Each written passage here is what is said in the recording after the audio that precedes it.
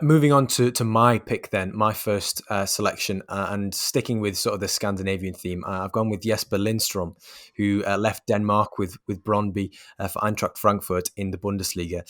He has signed a deal until 2026 for 7 million euros, which is, I think, is a reasonable deal for a club in Denmark. Um, Brondby, they won the title last season for the first time in 16 years. So that was a huge achievement for one of the biggest clubs in Denmark. But Lindstrom was a major part of that. He got 10 goals, 10 assists. Recorded the third most non-penalty goal contributions per 90 in the Danish Superliga, which is no small feat for a 21-year-old player. And I think the thing with him is that, something which Stuart Brown touches on. I say touches on, goes into incredible depth about in the Scouted Football Handbook, Volume 10, with Lindstrom, is that he's a lovely player in between lines. He can carry an attack by himself with just a single burst of acceleration. He can move you 5, 10, 15 yards up the pitch with that.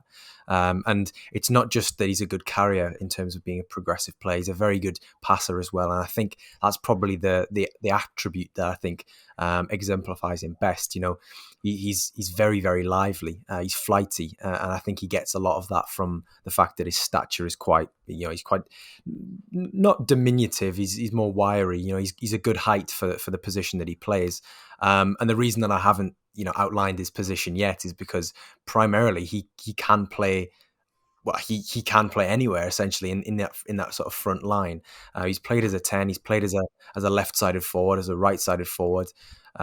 He's played sort of as a false nine on occasion, but that's not sort of a position where he's been listed as playing. It's more of he's kind of floated into that position mid-game.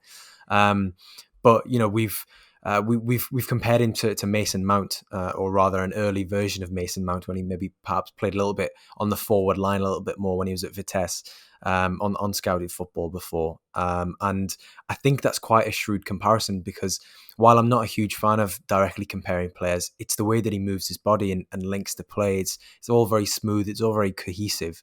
And there are definite similarities, I think. But speaking of sort of his stature and his physical prowess, I think to survive in one of Europe's top leagues, you do, even if you don't appear to be that way, I think you do need to be you need to be quite robust, I think.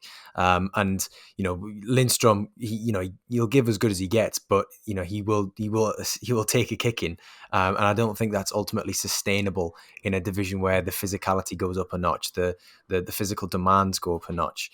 And while I say he's wiry, he's wiry sharp rather than being wiry explosive, which can sometimes mitigate those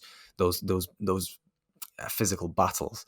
But I think on the whole, as a player, for his playmaking intelligence, we wouldn't be discussing him if he hadn't just made a move, and that is because he'd still be in Denmark.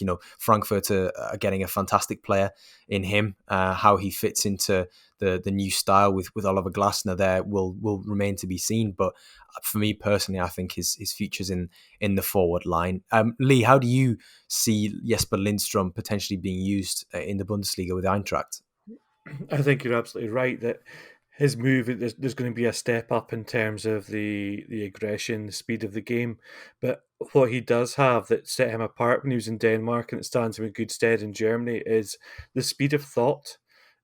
Sometimes as a young player coming into a top five league where everything is that little bit bigger, if you like, the difference in the game can be mental as much as physical, but Lindstrom already has that ability. He, as you said, it's really a really interesting comparison between him and Mason Mount of maybe 18 months ago, when you talk about the positions that Mason Mount would receive the ball, and more than that, the way that he received the ball. What I really like about Lindstrom is that whenever he does take possession, whether it's in the half space or the wide area, he tends to always either be between the lines or have created a little bit of separation from the defender.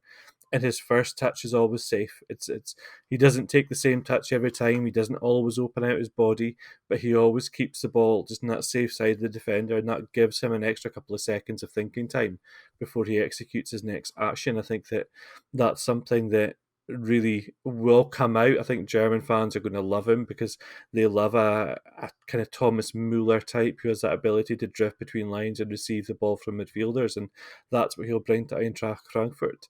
But I think it's just a sign that we've been doing these podcasts for too long now, Joe, that he was actually somebody we discussed a little while ago in a previous episode, and now he's got to move to a top five club, so a top five nation, sorry. So obviously we've been talking about players for too long.